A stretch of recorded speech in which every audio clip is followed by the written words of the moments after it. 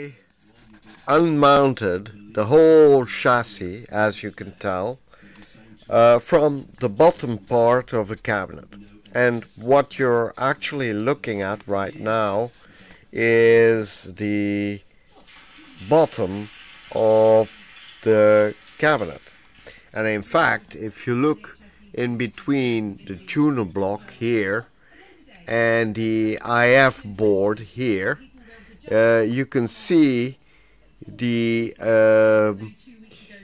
horizontal and vertical deflection and high voltage PCB right there in between. Okay, so okay, I undid, as they describe in the service manual, 8 screws, and you can see them here. On the right side I had to undo 3 screws, and on the left side I had to undo 6. In fact, you have to undo 2 that attach the left side of the chassis to the bottom part of the cabinet, and then on the upper left side, or I should say attached to the front of the cabinet, the black part which you see here, there are 4 screws which hold in place not only the chassis but also the tuner mechanisms, you know, the channel selectors. In fact, there is, of those 3 screws on the right, 2 attach the chassis to the bottom part of the cabinet, and 1 attaches it to the front side. Okay, so when I lifted it from the bottom, and this is the bottom part of the cabinet, well, you can see for yourselves there's not much to it. There's a tiny little speaker which you see here, Sony brand, so obviously made by Sony, and a small connector block here for headphones. Okay, so I am going to unmount the speaker from the bottom, because it's my intention to clean it. Yeah, and obviously it would be easier without the speaker. Anyway, so the chassis is attached to these 2 struts here and these 2 struts here. Yeah, so these 4 struts, 1, 2, 3, 4, are what hold the chassis down, and obviously the bottom part was also attached to the chassis via a little screw here, but that screw was on the outside. Remember those 5 screws? Well, that was one of them. Okay, so like I was saying, when I lifted the chassis off the bottom part of the cabinet, I found these 2 little black pieces of plastic, and it turns out these 2 are the missing parts of the AC connector, which is broken, which I showed you at the beginning of the previous video. So I'm fortunate, I found back the parts that I was missing at the bottom of the TV. Perfect. So, okay, let's bag all these parts so that we don't lose them. Here we go. Hang on.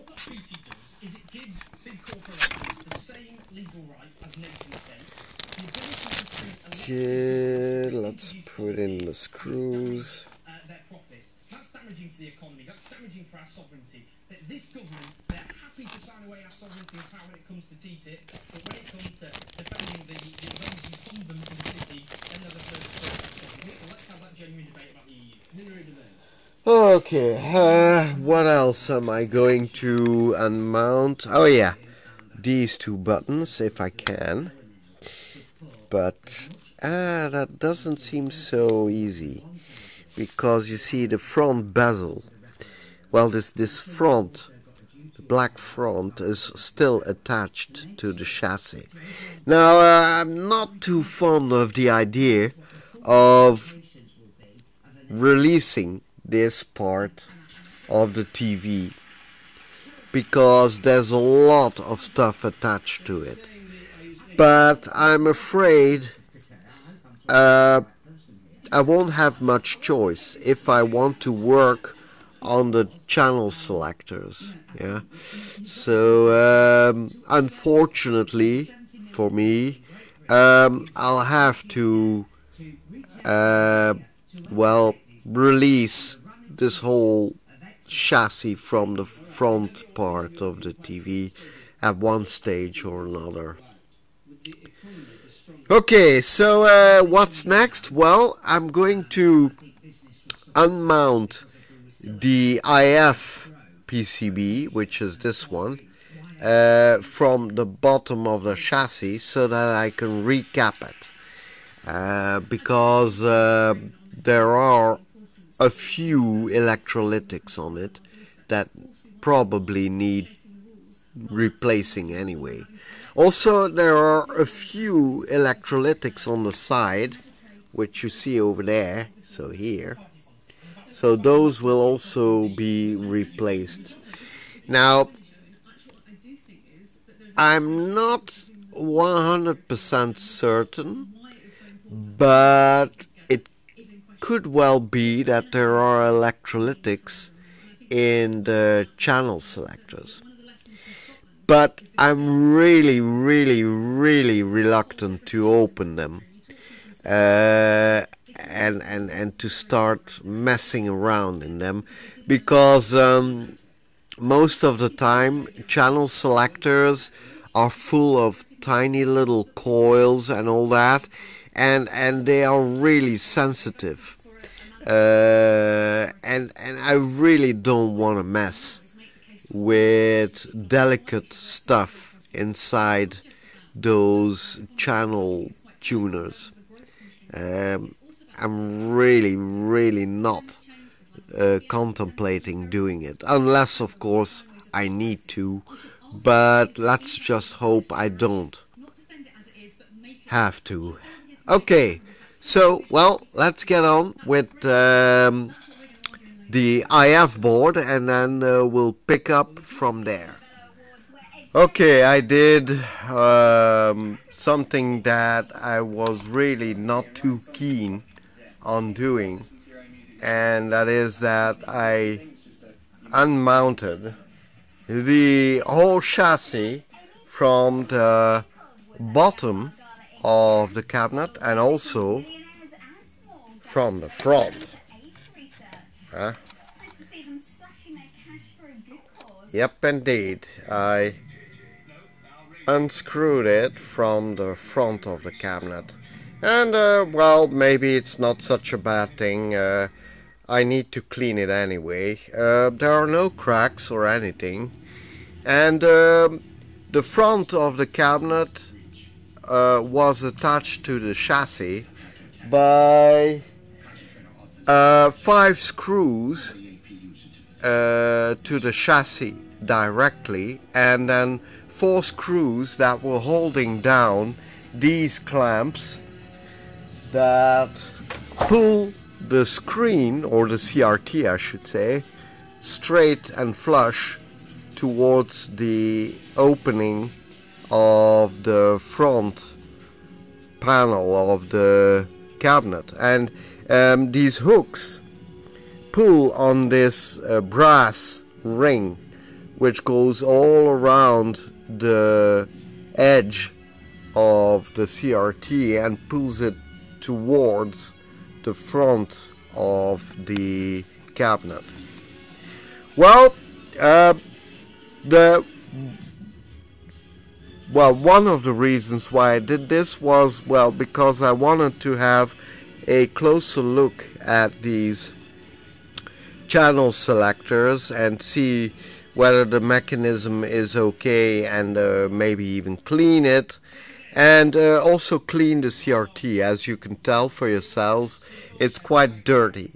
You know, a lot of dirt has accumulated over the years, and well, it just needs a good cleaning, and that's what I'm going to do for, say, the next half hour. It's not that I don't trust myself, but you know, it's always wiser to protect something which you know is very sensitive and which is breakable. And well, I stuck a protective piece of semi-stiff plastic onto the front of the CRT, you know, just to protect it from inadvertent scratching and all that. And I did the same with the back end of the CRT. I packed it in a piece of foam and with a hard plastic cap, just to make sure that I wouldn't break it, like I said, inadvertently. Also, I found a very old utility knob which fits onto the channel selector, and I prefer to use an old derelict knob to test something out than the actual original knob, you know, just in case by applying some amount of force, well, I would break the knob, and since I don't want to break the original knob, I just use something of an old heater, you know, which is totally unimportant, but it has the same kind of profile as the original knob, and so I'm using that instead, you see. So and it fits exactly. So I'm going to use this knob to test out the channel selector, and that's it. So as you can tell for yourselves, I well, unmounted everything, and now for the very first time in many years, in fact from since it left the factory, well, I think the CRT sees daylight, so to speak. Anyway, I replaced the very last electrolytics you see over there, yeah, and they are electrolytics which connect one of the, if I can make it focus, okay, which connects one of the channel selectors, namely, if I'm not mistaken, the UHF channel selector, to the rest of the circuitry. So yeah, I replaced those, and now I'm going to have a very close look at the mechanism of the UHF channel selector. And as you can tell for yourselves, there are quite a few reduction gears in there.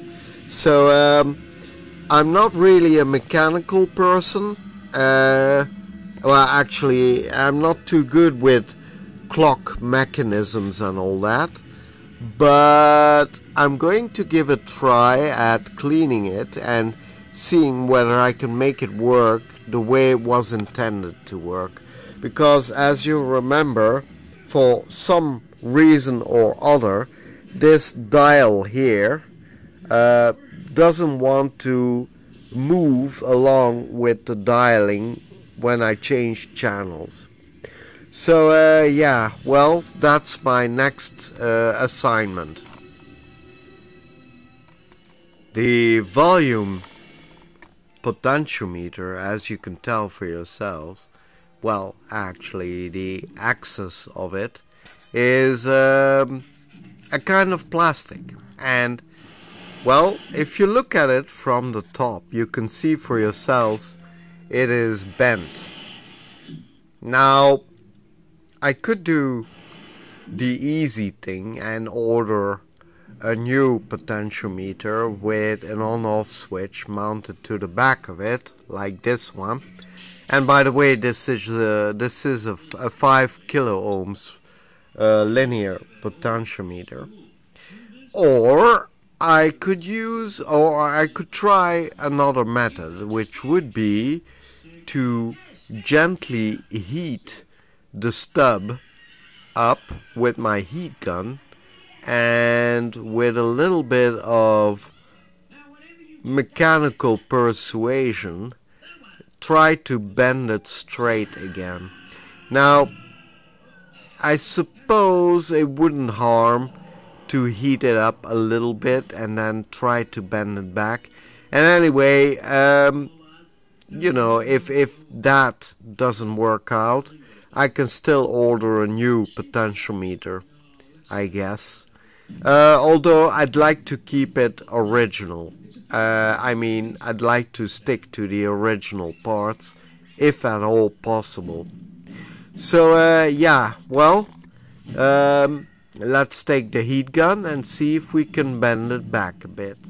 No, heat won't do it. I tried applying some heat to it with the heat gun, and it slightly melted the surface of the plastic axle of the potentiometer, and then I applied really gentle force on it to bend it straight. It bent a little bit and it's a little bit straighter, but then cracks appeared in the plastic.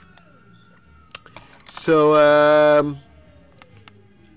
I think either I keep it the way it is, maybe reinforcing it with a little bit of glue, or I just order a new potentiometer. I think in the end, if I want the whole machinery to work as it should, well, I think I better buy a new potentiometer. That is, if I could find a type which fits in here. Anyway, the conclusion is, if you're looking to bend something like this a little bit straighter, it'll work with heat. But if there are flaws in the material, and obviously there were cracks already in it, then you will only make it worse, I think. So, well, that's a bit of bummer, but okay, no problem. We can fix that. Oh, by the way, I used a piece of mica, a large piece of mica, as you can tell, to protect the rest of the circuit from the heat of the heat gun. You know, so I didn't want to overheat any other part. And, well, just as a sort of a side note, applying a little bit of heat to a potentiometer does seem to make it turn much more easier. Because before, this potentiometer was a little bit stiff. Now, after having applied a bit of heat to it, it really turns quite easily. Funny. Okay, so let's get on with cleaning the cabinet now. Cleaning buttons and all that of the Sony is really simple. I use a jar like this with a little tray, and I just put a little bit of soapy water, you know, with a mild detergent, into the jar, and then I put the buttons and any other small part I want to clean on the tray, and then I dip it a couple of times like this, and then I close it up again for a while, and I use not boiling hot water but relatively warm water. And once in a while I just open the jar, then pull the tray up and down a couple of times and then close it up again. And I did that for, I'd say 45 minutes. And that cleaned the buttons. I'm going to clean the cabinet of the Sony. And as you can see, I put the parts that I want to clean, I mean completely clean, in and out, inside a washing tub. Well, I mean a dishwashing tub. And I'm going to clean it with soapy water, warm soapy water, and a small brush. And I'm going to brush gently all the parts with the brush, except for the bezel. The bezel I'll clean with a sponge, because we don't want to scratch overly the surface of the bezel. However, the other parts are okay to be brushed, and I'm going to use a nail cleaning brush to brush it and clean it in every little corner and nook and cranny of every part. The main part of the cabinet, however, this part, is a little bit, asks for a slightly different approach, mainly because I want to keep this label inside the cabinet intact, and I'm afraid if I'm going to wet the label that it's going to peel and come off. And since we want to keep everything as original as possible, I'll need to find another way to clean the cabinet thoroughly, but without damaging this label. So I need to think a little bit on how I'm going to tackle that. But first, let's clean the bottom part and the front part of the cabinet. Okay, here's the deal. The pin or the shaft that was coming out of the potentiometer was, as you know by now, was skewed more like this to the side. Now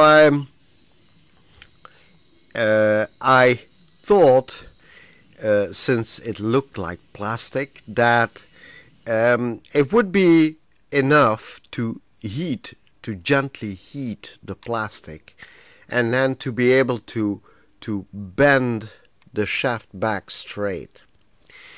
Now that didn't work, and I found out the hard way that the reason why it didn't work. And the reason is this.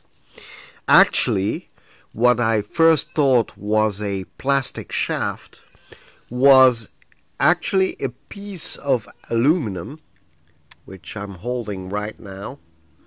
Yeah. And it was this that was bent.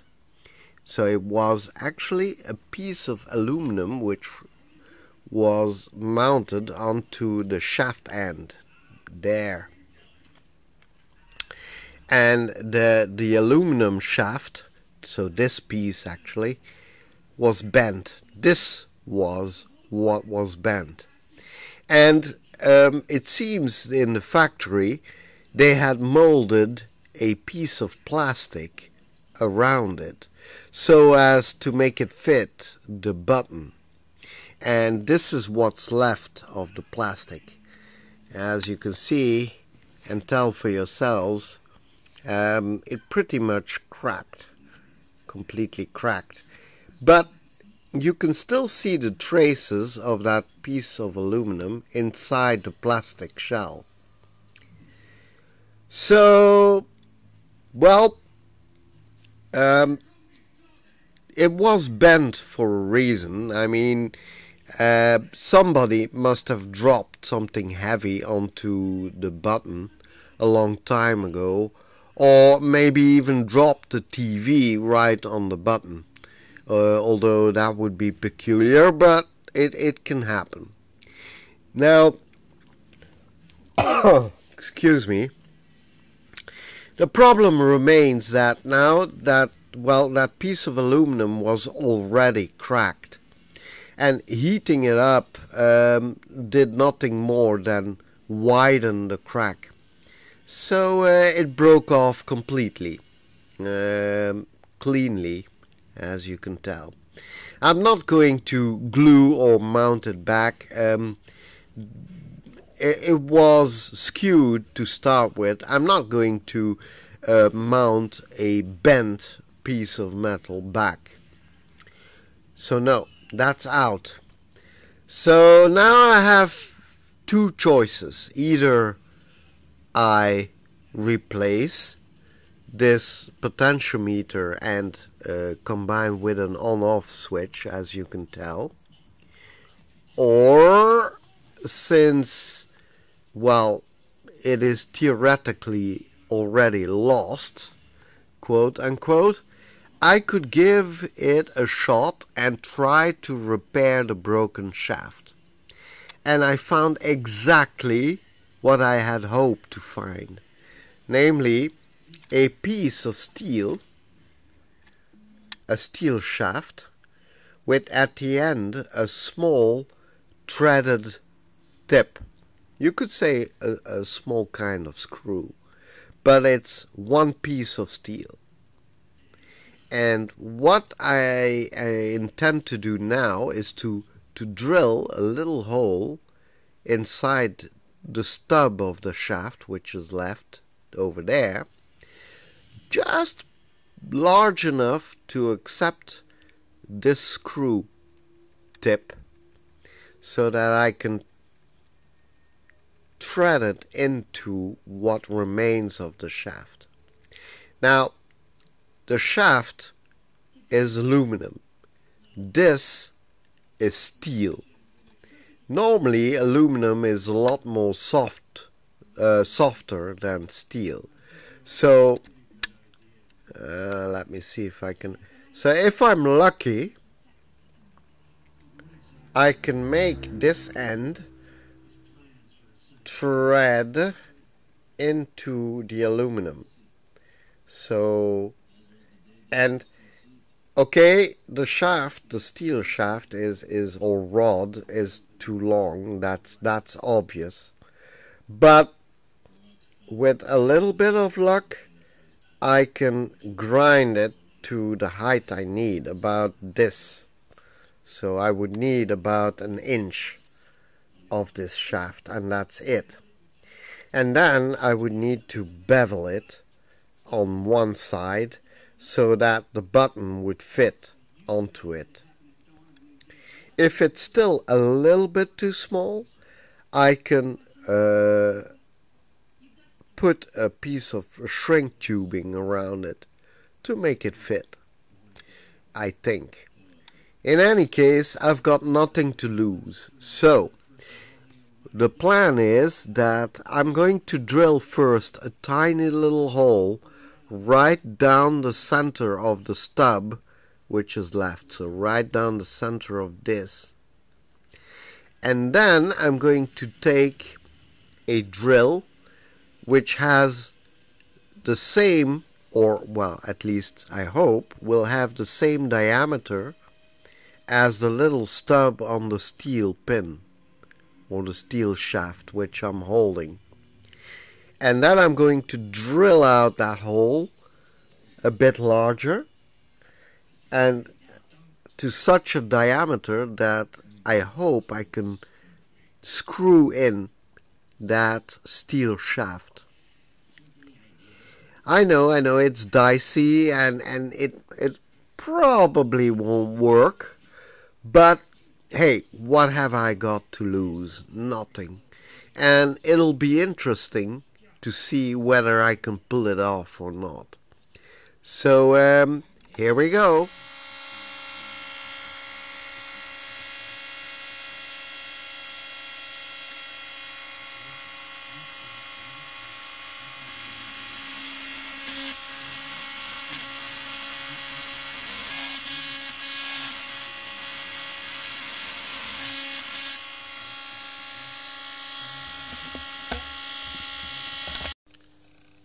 in order not to have the drill dance around on the piece that I'm going to drill, I'm going to drill a little dimple into the shaft so that I can position the drill afterwards much easier.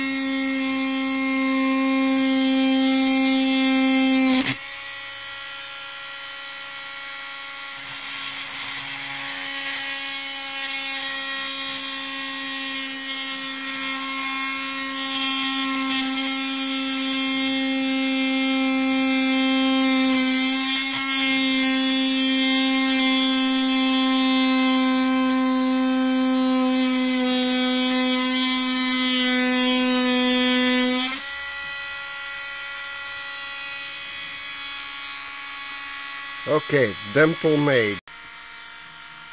Now I'm going to drill at low speed first, trying to drill as straight as I can, straight into the stub.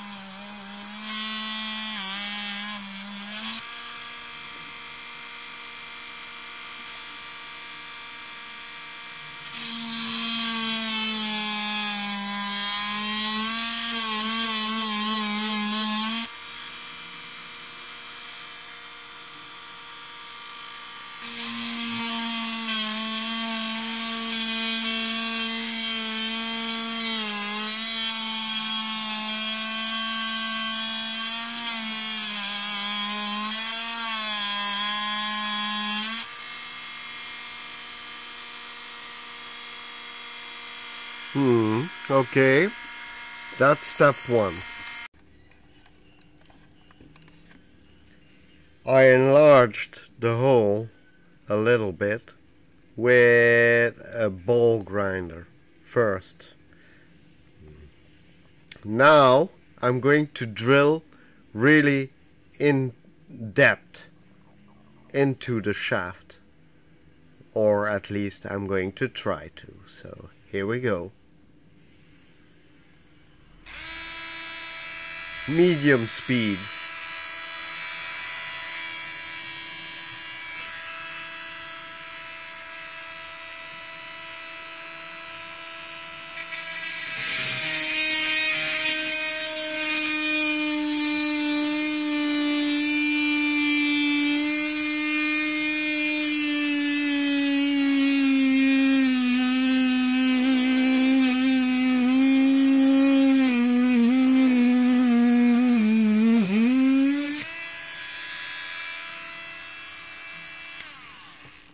There you go. Okay, now let me clean out the drill hole and then let's see how far we got. Well, I think I'm done.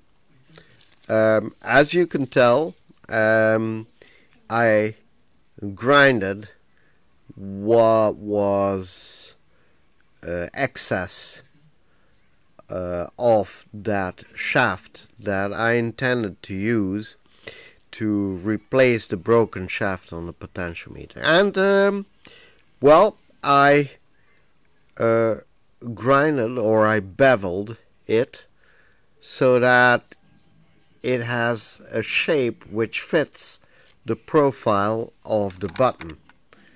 Yeah, it's a D kind of shape. And in fact, if you look at how it fits, well, this gives you an idea. Yeah, okay, it has a little bit of play inside the button, but it fits rather well that D shape profile of the inside of the button. Now, if I put a piece of shrink tubing over it, like this, okay, hang on, because I'm doing it with one hand. Okay, hang on. So if I put the shrink tubing over it like that, okay, now let's see if it fits better inside the button.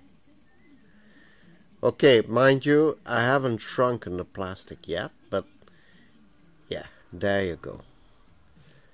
As you can tell for yourselves, once I've shrunken the plastic, it will fit snugly inside the button and it won't budge.